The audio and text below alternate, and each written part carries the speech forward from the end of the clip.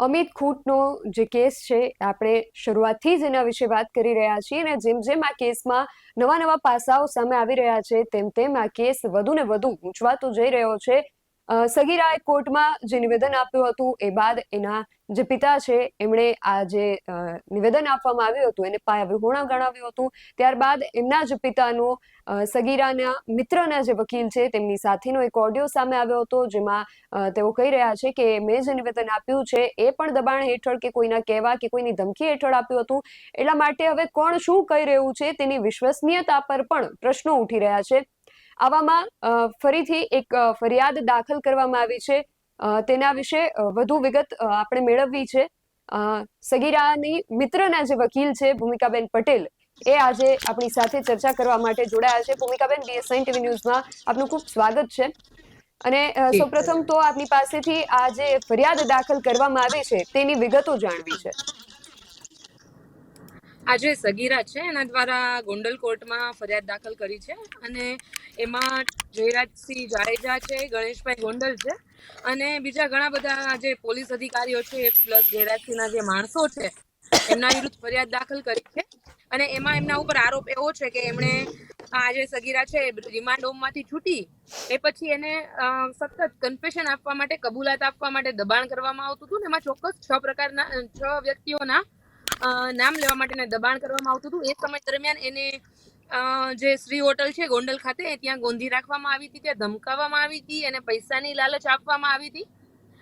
એ બાબતની ફરિયાદ કરી છે અને જે કન્સર્ન સ્થળ છે બધા ડીવાયએસપી ઓફિસ છે, પોલીસ સ્ટેશન છે જે ગોંડલ તાલુકા અને શ્રી હોટલના જે અગાઉ આપણે વાત કરી હતી છે એને અટક પહેલા ગોંધી રાખવામાં આવી હતી. એ સુરભી હોટલની વાત હતી રાજકોટ ખાતેની, ત્યાંના સીસીટીવી માંગ્યા હતા. અને હાલ અમે જે નવી ફરિયાદ દાખલ કરી છે એ ગોંડલ કોર્ટમાં કરી છે અને એમાં જે ગોંડલના જે સીસીટીવી ફૂટેજ છે શ્રી હોટલના એ પણ માંગવા માટે ફરિયાદ કરી છે. અને એમાં કોર્ટે ઓર્ડર પણ કર્યો છે ગોંડલ બી ડિવિઝન પોલીસ સ્ટેશનને કે તેઓ જે શ્રી હોટલના જે કન્સર્ન ટાઈમના સીસીટીવી ફૂટેજ છે એ બધા જે છે કબજે કરી અને કોર્ટમાં રજૂ કરે. અને એમાં જે લોકોની નામજોગ ફરિયાદ કરવામાં આવેલી છે એની અંદર જે પોલીસ જેને મિસ્ટર એક્સ કહી રહી હતી એ રહીમભાઈ, એનો કદાચ ક્યાંય ઉલ્લેખ જોવા નથી મળ્યો. તેનું શું કારણ છે? કારણ કે સગીરાના કહેવા પ્રમાણે રહીમ મકરાણી છે એનો તો સગીરા સાથે કોઈ ડાયરેક્ટ કોન્ટેક્ટ હતો જ નહીં. એટલા માટે અમારી ફરિયાદમાં સગીરા દ્વારા જે ફરિયાદ કરવામાં આવી એમાં રહીમ મકરાણીનો કોઈ ઉલ્લેખ નથી. અને રહીમ મકરાણી છે જે એ મને જ્યાં સુધી ખ્યાલ છે તે પૂજાબેનના મિત્ર હતા ને, 1 વર્ષ જૂના મિત્ર હતા. એટલે એમાં કોઈ બીજો પ્રશ્ન ઉપસ્થિત થતો નથી. અને એમાં પ્રશ્ન એ આવે છે કે અત્યારે અમારી જે ફરિયાદ છે એ અમિત ખૂંટના કેસને લઈને નથી, પરંતુ જે રિમાન્ડ હોમ દરમિયાન રિમાન્ડ હોમમાં જે સગીરા છૂટી અને ત્યારબાદ એને જે આખી એની કરવામાં આવી, એની સાથે જે કંઈ પણ દબાણ કરવામાં આવ્યું કે જે કંઈ એની સાથે કન્ફેશન કરવા માટે દબાણ કરવામાં આવ્યું એના માટેની ફરિયાદ છે. એટલા માટે રહીમ મકરાણીનો અમારી ફરિયાદમાં કોઈ ઉલ્લેખ નથી. તો એ રહીમ મકરાણી છે, મિસ્ટર એક્સ કરીને પોલીસ એનું નામ આટલું મોટું બનાવી રહી છે, તો તેનું શું કારણ? એ તો સ્પષ્ટ છે, કારણ કે એમને બનાવવું છે આખું હની ટ્રેપ. હવે હની ટ્રેપ માટે ડાયરેક્ટ જે રીબડા સાથે તો કોઈ કનેક્શન ગોતી નથી શકતા. એટલે એને રહીમ મકરાણી નામની વ્યક્તિને વચમાં લાવ્યા કે ભાઈ આના થ્રુ થયું હતું. ને એમાં એવું છે કે એમાં સિમ્પલ 2700 રૂપિયાનું ટ્રાન્ઝેક્શન હતું અને એનું કેવું એવું છે કે અમે 2700 રૂપિયામાં હની ટ્રેપ કર્યું એમ. એટલે એ ટ્રાન્ઝેક્શન નું જોવા માટે એ આ ટૂંકમાં આખી એક જેને ષડયંત્ર ગણાવવા માટે તેને રહીમ મકરાણીનું નામ વચ્ચે લાવી રહ્યા છે કે આની કદાચ અમે કનેક્શન આનું નામ રાખીએ તો આનું કનેક્શન અમે રીબડા સાથે કરી શકીએ, એવું બની શકે મારા અંદાજ પ્રમાણે. એટલે એટલા માટે રહીમ મકરાણીને વારંવાર વચમાં લાવી રહી છે. અને પ્રશ્ન એ છે કે તમે બધાને પકડી શકો છો તો રહીમ મકરાણીને કેમ નહીં? તમે પોલીસ છે એ સાવરકુંડલા ઠવી જઈ શકે છે, પોલીસ છે એ નૈનીતાલથી બની ગજેરાને લાવી શકે છે, તો તમે રહીમ મકરાણીને કેમ નથી પકડી શકતા? એટલે આ જે છે એમના જાણી જોઈ અને એમણે પેલા મિસ્ટર એક્સ કર્યું અને પછી નામ જાહેર કરી દીધું રહીમ મકરાણી કે જે વ્યક્તિ હોય એ ભાગી જાય અને પછી અમારે જે છે આ કબૂલાત છોકરીઓ પાસે કરાવી લઈએ. એટલે અમારે પછી રહીમ મકરાણી કદાચ ન મળે તો એનું ફરાર આરોપી તરીકે નામ જાહેર કરીને ચાર્જશીટ દાખલ કરી શકે, જેમાં અનિરુદ્ધસિંહ, રાજદીપસિંહ અને જે સંજયભાઈ પંડિત છે અને દિનેશભાઈ પાતર છે એનું નામ નાખી શકે. એટલા માટે આખી કાવતરું હોય એવું તો અત્યારે લાગી રહ્યું છે. અને ભૂમિકાબેન, થોડા દિવસ પહેલા એવા પણ સમાચાર હતા કે સગીરાના જે પિતા છે એ આપના નિવાસસ્થાન સુધી પહોંચ્યા હતા, તો એ શું વાત હતી? જ્યારે સગીરાને હું લઈ આવી હતી રાજકોટ કોર્ટે, એમને કીધું હતું કે તમે આવી જાઓ, એટલે એમની રાજકોટ કોર્ટે નિવેદન દેવા આવ્યા હતા. એ પછી મારે એમના ફાધર સાથે ફોન ઉપર વાત થઈ હતી. ત્યારે મેં એમને કીધું હતું, તેમણે મને એવું કીધું કે ભલે 2-5 દિવસ અથવા તો અઠવાડિયું જેટલો દિવસ એમને રાજકોટ રહેવું પડે, કોર્ટનું કામ પતે ત્યાં સુધી ભલે રહેતા.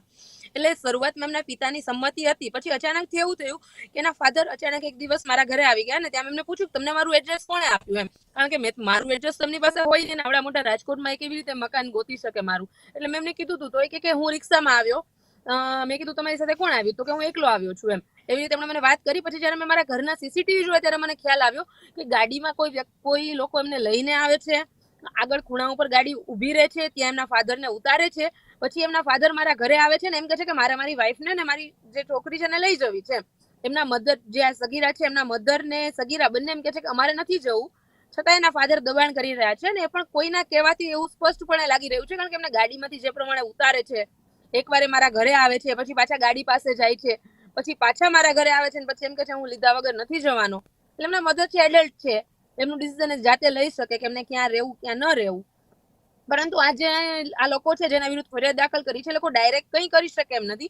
એટલા માટે એમના ફાધરને હું દબાણ આપી, ધાકધમકી આપીને આ રીતના બધા કૃત્યો કરાવી રહ્યા છે. તો ભૂમિકાબેન, આ જે ઘટના બની એ પણ શંકાસ્પદ લાગે છે, તો તેને લઈને આગળ શું પગલાં લેવામાં આવશે? મારી ગણતરી તો હતી કે હું ફરિયાદ કરું, પણ અત્યારે સગીરા દ્વારા એવું કહેવામાં આવ્યું કે મારા ફાધર ઓલરેડી આટલા ટેન્શનમાં છે, અને જો કોઈ નવી ફરિયાદ થશે તો કદાચ બની શકે કે એમને વધારે દબાણ કે ધાકધમકી આપવામાં આવે. એટલે હાલના તબક્કે આ લાસ્ટ ચાન્સ છે. આ વખતે હું કંઈ નથી કરી રહી, પરંતુ જો હવે નેક્સ્ટ ટાઈમ કંઈ પણ થશે તો હું ચોક્કસ કોર્ટમાં ઉપલા અધિકારીને જ્યાં જ્યાં જરૂર પડે ત્યાં ફરિયાદો કરશું. અને હું અત્યારે અમારી એવી ગણતરી છે કે પોલીસ પ્રોટેક્શન પણ અમે માંગી શકીએ છીએ. અને ભૂમિકાબેન, આટલી હદે જો કંઈ થઈ શકતું, તમારા ઘર સુધી જો એ લોકો પહોંચી શકતા હોય, તો એવી કોઈ વ્યવસ્થા કેમ ઊભી કરવામાં નથી આવી કે જે ફરિયાદી સગીરા છે ને એમના માતા છે એમના માટે રહેવાની કે કોઈ અલાયદી સુવિધા કેમ કરવામાં નથી આવી રહી? હવે એ તો સરકારને વિચારવું રહ્યું, કારણ કે આટલો સેન્સિટિવ કેસ છે, તો ત્યાં સુધી તમને સામેથી પ્રોટેક્શન પ્રોવાઈડ કરી દેવું જોઈએ, કારણ કે આ જેટલો મુદ્દો સેન્સિટિવ બનતો જાય છે. પરંતુ શા માટે આમાં પ્રશ્ન જ એવો થાય છે ને કે પોલીસ પોતે જ ઇન્વોલ્વ છે. પ્રોટેક્શન માટે આપણે કોને કહેશું? પોલીસને કહેશું ને. અહીંયા અમે જે 28 નામ જણાવ્યા છે એમાંથી મોટાભાગના તો પોલીસ અધિકારીઓ છે, તો રક્ષણ માંગવાનું કોની પાસે? એટલે અત્યારે તો આ બધું જે ચાલે છે એ ભગવાન ભરોસે ચાલે છે, અને બની શકે કે આગળ જતા આ લોકો વધારે એમના ફાધરને દબાણ કરી શકે. જી. અને ભૂમિકાબેન, એક પ્રશ્ન અહીંયા વિશ્વસનીયતાનો પણ ઉઠી રહ્યો છે કે પહેલા સગીરાનું જે નિવેદન હતું એ કંઈક અલગ હતું, ત્યારબાદ એમણે એવું કહ્યું કે આ જે પહેલું નિવેદન હતું એ મેં આ લોકોના દબાણમાં આવીને કહ્યું છે, ત્યારબાદ એના પિતાએ આ આરોપોને ફગાવ્યા, અને ત્યારબાદ એમના જ પિતાએ કહ્યું કે આ જે મેં આરોપો ફગાવ્યા હતા એ દબાણ હેઠળ ફગાવ્યા હતા. એટલે વારંવાર જે નિવેદનો છે એ બદલાવામાં આવી રહ્યા છે. તો વિશ્વસનીયતા, આમાં કોણ સાચું કોણ ખોટું કઈ રીતે માની શકાય? નિવેદનની છે ને, સૌથી પહેલા તો વિશ્વસનીયતા જોઈએ તો નિવેદન કઈ જગ્યાએ અપાયું છે ને એ બહુ મહત્વની વસ્તુ છે. સગીરાએ જો અગાઉ નિવેદન આપ્યું હતું એ પોલીસ કસ્ટડીમાં આપ્યું હતું. પોલીસ કસ્ટડીની અંદર કોઈ પણ નિવેદન હોય ને એ તો આમ પણ કોર્ટમાં માન્ય નથી ગણાતું. એ માત્ર તપાસના કારણસર હોય છે. તપાસ આગળ ધપાવવા માટે થઈને પોલીસ એનો ઉપયોગ કરી શકે.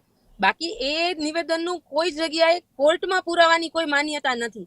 પરંતુ સગીરાએ જે કોર્ટમાં નિવેદન આપ્યું છે ને, જે જયરાજસિંહ કે ગણેશભાઈ ગોંડલ વિરુદ્ધ જે કંઈ પણ આરોપો લગાવ્યા છે, પોલીસ વિરુદ્ધ જે કંઈ પણ આરોપો લગાવ્યા છે, એ સોગંદ ઉપરની જુબાની છે, અને એ કોર્ટની અંદર આપવામાં આવેલી છે. એટલે એ જુબાની તો જો ખોટી આપીએ ને તો એ પણ ફોજદારી ગુનો છે. એટલે અત્યારે સૌથી વધારે વિશ્વસનીય નિવેદન તો કોર્ટ સમક્ષ આપવામાં આવ્યું છે એ જ ગણાય, કારણ કે પોલીસ ઉપર તો આમ પણ આરોપ લાગી રહ્યા છે કે તે કોના બીજાના ઈશારે કામ કરી રહી છે. અને જે એમના ફાધરનો વિડીયો આવ્યો એ પણ કોઈ જગ્યાએ કોર્ટમાં કેમ નથી આપવામાં? તમે જોયો કે કઈ પરિસ્થિતિમાં વિડીયો બનાવવામાં આવ્યો છે ને. વિડીયો જોઈને સ્પષ્ટપણે દેખાઈ આવે છે કે કોઈની ધાક ધમકી અને દબાણ નીચે બનાવવામાં આવ્યો છે. અને એ પછી તમે જ કીધું કે મારો ઓડિયો પણ એક જે હતો એમના પિતા સાથે વાત કરતો, એ પણ મીડિયા સમક્ષ આવ્યો છે, ને એમાં સ્પષ્ટ એ કહે છે કે મને 2 માણસો આવીને લઈ ગયા હતા અને એમણે મારું નિવેદન અપાવ્યું હતું. આમાં તો સ્પષ્ટપણે દેખાઈ રહ્યું છે કે ક્યાંક ને ક્યાંક આખો દોરી સંચાર છે એ ગોંડલથી થઈ રહ્યો છે. અને અત્યારે તમે જે કહ્યું કે વિશ્વસનીયતા કઈ નિવેદનની ગણવી, તો એ તો ચોક્કસપણે જે કોર્ટ સમક્ષ આપવામાં આવેલું છે એ જ નિવેદન સૌથી વધારે વિશ્વસનીય ગણી શકાય. જી. તો આપ કહી રહ્યા છો કે કોર્ટ સમક્ષ જે નિવેદન આપવામાં આવે એને વધુ વિશ્વસનીય આપણે માની શકીએ. તો સગીરાના પિતાના તો જે 2 નિવેદનો છે એ એક એમનો વિડીયોનો હતો અને એક એમનો ઓડિયો હતો. તો શું આગળ એવું થઈ શકે કે એ પોતે કોર્ટ સમક્ષ આવીને પોતાનું જે ક્લિયર નિવેદન છે, પોતાનું જે સ્ટેન્ડ છે એને ક્લિયર કરી શકે? હા, બની શકે એ પોતે આવીને પોતાનું સ્ટેન્ડ ક્લિયર કરી શકે શું થયું હતું શું નહીં, પરંતુ અહીંયા એ પણ વસ્તુ જોવાની છે કે જે આખો બનાવ બન્યો એમાં એમના ફાધરનો તો સ્ટાર્ટિંગમાં કોઈ રોલ હતો નહીં, તો આખો બનાવ બન્યો એમાં માનવાનું કોને? એના ફાધર આવીને કહી દે કે આમાં રહીમ મકરાણી કે અનિરુદ્ધસિંહ કે રાજદીપસિંહનો કે સંજય પંડિતનો કે દિનેશ પાત્રનો રોલ હતો, તો કેવી રીતે માની શકાય? તો હિયર્સ એવિડન્સ થઈ ગયું. એટલે અહીંથી આપણે જોઈએ તો સૌથી વધારે જે માન્યતા આ કેસની અંદર ગણાય એ સગીરાનું ગણાય, પૂજાબેન રાજગોરનું ગણાય, અને જે અન્ય એક્યુઝ છે એની સાથે શું ટ્રીટમેન્ટ થઈ એ લોકોને ખબર હોય. એટલે આપણે એના નિવેદન ઉપર વધારે ભૂમિકાબેન, આપ કહી રહ્યા છો કે સગીરા સાથે પૂજાબેન રાજગોર જે છે એમનું જે સ્ટેટમેન્ટ છે એને માની શકાય, તો શું આ જે ઘટના બની ત્યારે એમની સાથે હતા ત્યાં? ના, એ જે રિમાન્ડ હોમ બાદની જે ઘટના બની એમાં પૂજાબેન રાજગોર સાથે નહોતા, પરંતુ એને જે અગાઉ 2 દિવસ કન્ટિન્યુ જેમને ટોર્ચરિંગ કરવામાં આવ્યા પોલીસ સ્ટેશનની અંદર, એ તમામ જગ્યાએ પૂજાબેન રાજગોર સાથે હતા.